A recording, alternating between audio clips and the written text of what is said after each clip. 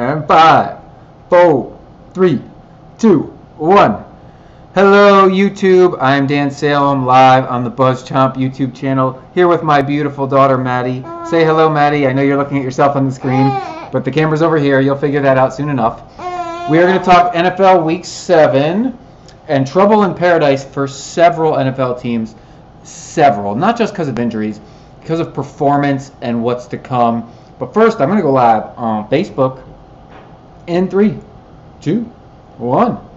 Hello, Facebook. I am Dan Salem, live on my fan page at The Dan Salem, here with my beautiful daughter Maddie, also live on YouTube, BuzzChomp YouTube channel. Going to talk NFL Week 7 and trouble in paradise for multiple NFL teams. Trouble that befell teams in Week 6. Going forward, I called out the Patriots and the Packers in my description, but there's also trouble for my own New York Jets. Pumpkin beer, 'tis the season, and let's tweet this. So I'm tweeting it from @TheDanSalem on Twitter, and I'm going to go retweet it over on BuzzChomp with an extra Z. BuzzChomp on Twitter, BUZZZZ. So if you're so inclined, please hit the retweet, please hit the like, and share these live streams. Okay, so NFL Week 7. We have nearing the midway point of the season. Week 8's kind of the midway point. For 17 weeks, not an even number anymore. Excuse me, regardless. Quick aside. If I happen to start cheering, it's because I'm watching the Yankees and they scored a run. They are down 4-2 in the bottom of the 8th in the ALCS to the Astros. Go Yankees. Woo! Been a great season. Maddie and I are rooting for the Yankees. Okay, so NFL Week 7. I'm going to start with the Jets because I got a Jets-Patriots picture up on this live stream. And the nulled touchdown by tight end Austin Seferian-Jenkins. That was one of the worst calls I've ever seen. Mainly because you're supposed to have indisputable evidence to overturn a call. I didn't quite see it. But I can understand if the officials thought that Jenkins didn't catch it and it was an incomplete pass.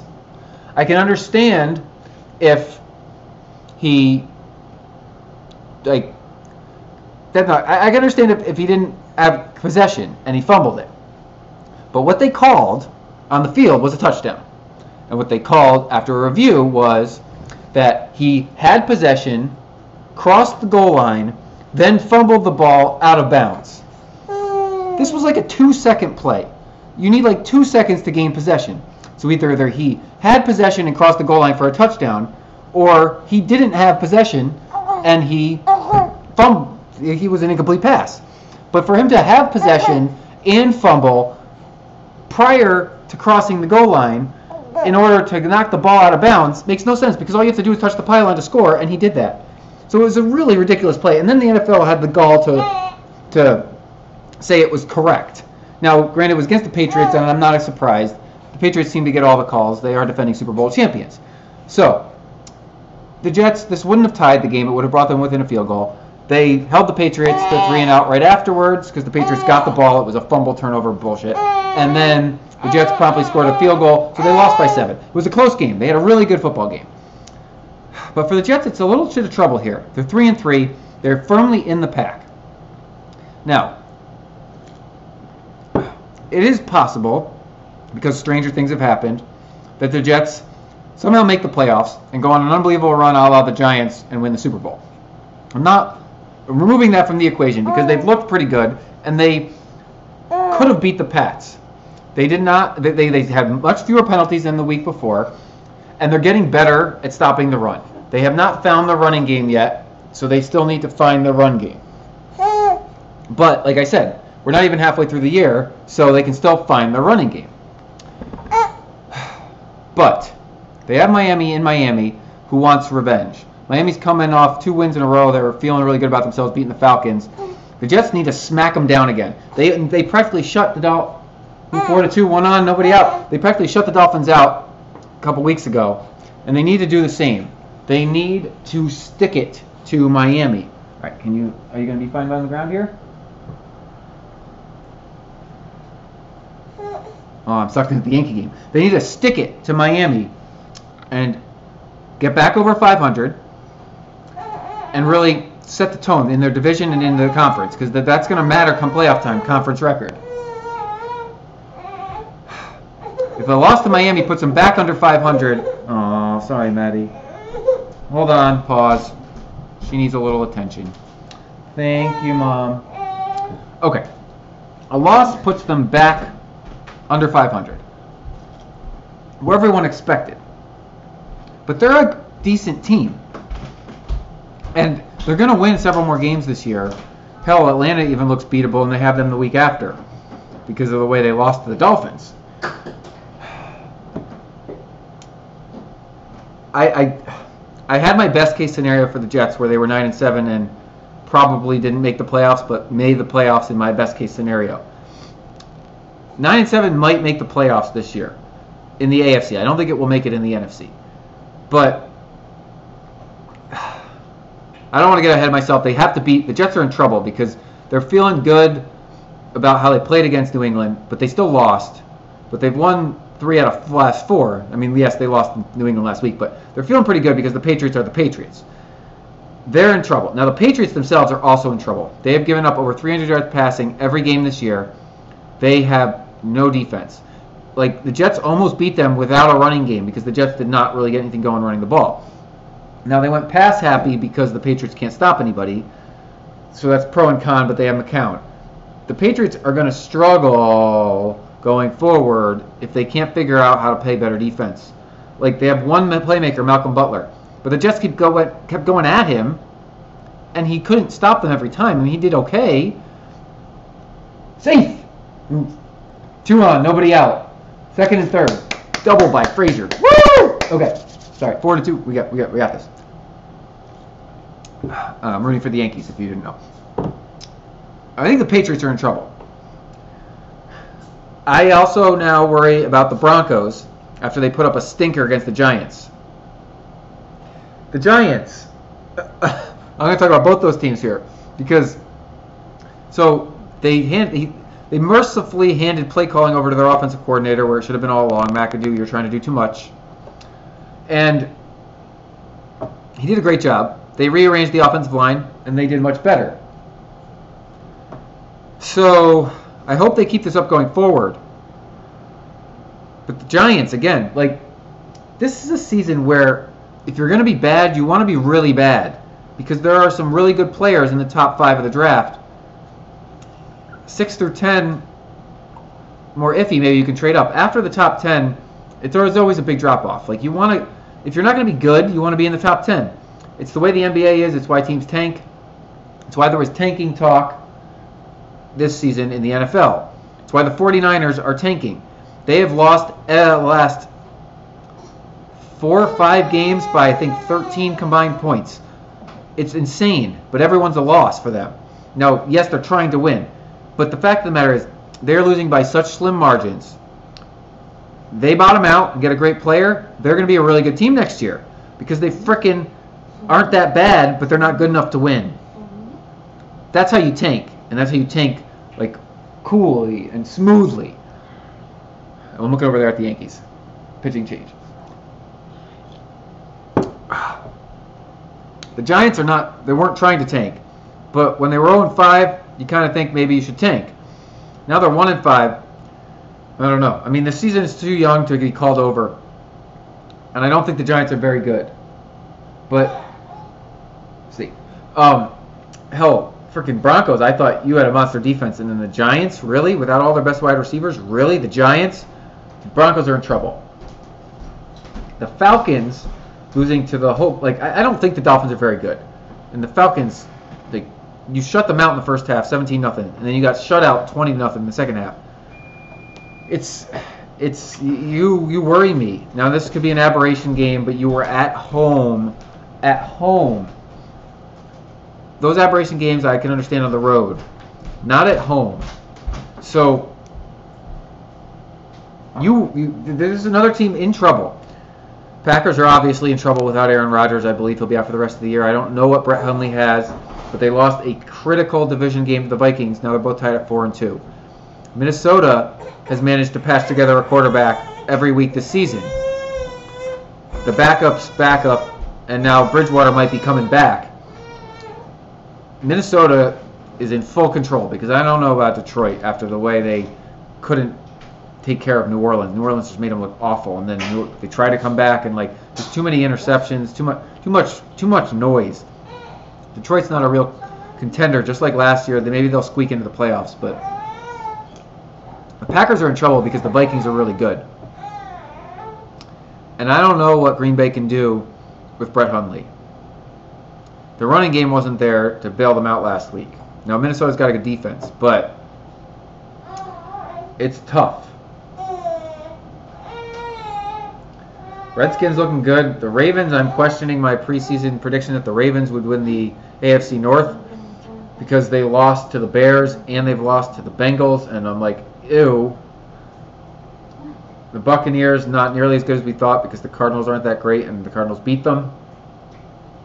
Rams looking excellent. Jaguars are who we think they are. Potentially a playoff team, but more in the middle. Steelers beating the Chiefs. They impressed me. I don't know what the heck Pittsburgh's doing. They're not doing a lot, but they're winning. They're winning football games. They're 4-2.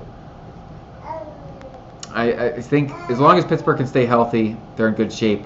We would have said the same thing about the Packers. They didn't stay healthy. And finally, the Raiders are in real trouble. They're at 2-4. They are now tied with the LA Chargers. Woo! Chargers 2-game winning streak. The Raiders are in trouble because Derek Carr's hurt. Did he come back in that game? I don't know, but they didn't look competent. The Oakland Raiders are in trouble right now. They've got to throw a lifeline. And then, we know the season's over for the Colts and the Titans. I don't know. They're keeping their head above water. That AFC South. Are they good or are they bad? The Jaguars, Titans, and Texans, I can't tell. They're all kind of muddling in the middle. This week's going to expose a lot of people. The Raiders will probably fall to 2-5, which puts them way below expectations, way below my expectations. The way the Giants are playing, they probably can beat the Seahawks. But we shall see. The Seahawks have played some really low-scoring games this season. What if the Giants win 2 in a row and beat the Seahawks? The Seahawks will be 3-3. The Giants will be 2-5. This is you can't make this stuff up. You just can't make it up. I don't know. I don't trust Buffalo anymore, but they really have to beat Tampa Bay or they're in trouble. This is trouble in paradise, people. Questions on the live chat. All right, I move forward. Panthers looking good. They should rebound against their loss to the Eagles. I don't think the Browns get their first win against the Titans this week. Tennessee's a better team. Packers Saints. I would have picked Green Bay in a heartbeat, but now I'm heading towards the Saints. The way Saints put up points last week, they don't have a lot of defense, but I don't trust Green Bay to score. So there's that. Jaguars better beat the Colts if they think they're any good. Let's watch this pitch for Brett Gardner. Oh! That'll score a run. 4-3, 1 out, man on third. Nice. Okay, moving along. Ooh, Cardinals-Rams. No, the Rams better smack the Cardinals around. The Cardinals are not that good. The LA Rams are very good. I don't know. Arizona's been able to put up points, but at 3-3, their 3 wins are against 3 pretty bad teams because I don't think Tampa Bay is all that good. Jets-Dolphins. Whoever wants to be good this year better win. And the Jets humiliated Miami before, so they better do the same. I think 24-7 could be a New York Jets victory. Maybe 24-10 if Miami moves to the wall a little bit. But the Jets defense got to get some turnovers, got to hold Miami in check. They're going to do it again. They will find a way to win this game, get above 500 at 4-3. That's like a dream scenario. Okay. Ooh, Ravens, Vikings. I don't trust Baltimore anymore, even though their defense is pretty good. Vikings should win that one. Cowboys better beat the 49ers. Ugh. Ezekiel Elliott is going to play. Great for my fantasy team. Bad for the 49ers. Bengals, Steelers. I would have picked Pittsburgh in a heartbeat, but the Bengals don't look like such a pushover anymore. This will probably be a higher scoring game than one might expect. This could be the resurgent fantasy football game of the week. Oh, Aaron Judge is up. Man on third, 1 out. Oh, last time up, he hit a monster home run. Sorry, I'm a Yankees fan. I got to diverge into the baseball playoffs. Broncos, Chargers. I can see the LA Chargers getting another win here because the Broncos looked terrible at home against the Giants. LA Chargers riding a winning streak. They'll be at home, and that could be 2, 3, and 3 teams after Week 7 because the Broncos are in trouble. The Chargers lost a lot of really close games. Now they've won 2. This is going to be number 3. And then Falcons, Patriots. Whew. Both these teams are in trouble. This is a Super Bowl rematch, which is fun, but neither teams are playing very good defense. Atlanta should beat New England only because Atlanta has a really potent offense and New England has no defense. But New England's at home, and they don't lose at home very often. 2-1. And, I think the Patriots win. The Falcons are more in trouble than the Patriots are in trouble. And then Redskins, Eagles, that's a toss-up game for me. Philadelphia's home, so I give them the slight edge. I'm taking a look at the standings. Just teams. Oh, I got to watch this pitch from Aaron Judge. I'm sorry. Pause. Oh, 2-2. Okay, 99 miles an hour. Wow, that's some heat. Some heat. Got a good wood on it. Okay. Anyways, there are very few teams out of it right now in the NFL. Browns are out of it. The Colts are out of it. I won't say the Chargers and Raiders are out of it, even though they're tied at the same record as the Colts, just because I believe a little bit more in the Chargers and Raiders. The way things are going, I guess the Colts technically aren't out of it, even though they look awful. Awful. Oh! That one's good, baby! Yeah! Oh, it just stayed in the park. Double. Tie game. Bam! Woo! Woo! Woo! Yes. Yeah, all right. Moving into back to football. That's Aaron Judge. She's on fire tonight. On fire tonight. A toast to the Judge. Oh, yeah, I got to write off the Colts because they just look terrible. I'm not ready to write off the Raiders or Chargers, but they got work to do. I'm not ready to write off the Giants because they beat the Broncos, but I kind of feel like I should write off the Giants because they looked so bad for over a month. But I don't. If anybody's going to rebound to like 8-8, it's New York Giants, and I'm not going to write them off yet. And the Bears at 2-4, they're tough out. They're not. I think they're probably a 6-10 team at best, maybe 5-11. But No, I'm writing off the Bears. I got to have a few teams here. Tampa Bay is at 2-3. I'm not writing them off, even though they looked really bad in their loss last week. And San Francisco's at 0-6. They're done. But there's like 1, 2, 3, 4, 5, 6, 7, 8. Oh, there's like so many teams still in the middle of the pack. This is like super parity. Super parity. Only the Chiefs at 5-1 have really separated themselves. The 4-2 teams quite haven't done it. And there's only one 5-1 team. This is super parity this season. Super parity. Oh, they're trying to review something. I don't know what they're trying to review. I don't know. Maybe they're going to give them a home run. Anywho. So Ezekiel Elliott, fantasy football update, gets to play this week. So basically a judge ruled that the NFL could suspend him, so they did. Then they counter-appealed the appeal of the appeal, and a judge ruled that they must stay a temporary restraining order against the suspension so he can play again. This is ridiculous. I don't think he's going to miss a game this season at this rate. They're just going to go back and forth with lawyers spending money. Jerry Jones, the NFL, spend some money, spend some more, spend some money, spend some more. You're suspended. Restraining order. You're suspended. You're a restraining order on your suspension. I've never heard of a restraining order on a suspension. It's kind of weird just to even speak that aloud. It sounds ridiculous. Regardless, Cowboys running back Ezekiel Elliott is going to play on Sunday. Watching this pitch to Didi Gregorius, who had a triple his last time up.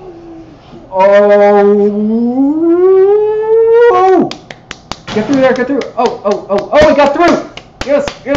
First and third. First and third. First and third. Woo! Okay. I'm too excited. I will be back next Tuesday at 5 p.m. Pacific to talk more NFL. I'm Dan Salem, at the Dan Salem on Facebook, at the Dan Salem on Twitter. I'm over on YouTube, BuzzChomp YouTube channel. Pillow Talk TV's got some crazy comedy. This week we have a baby superhero in action, Batgirl. Oh man, it's going to be hilarious. Thank you guys so much for watching. Yankees about to take the lead. And I'm going to sign off because I am too excited to keep talking about the NFL because my Yankees are crushing it. Better switch hats, right? All right. Thank you. 5 p.m. Pacific every Tuesday talking the NFL. We'll be back week 8 next week. Teams in trouble. Maybe some teams officially eliminated themselves. And thank you and peace.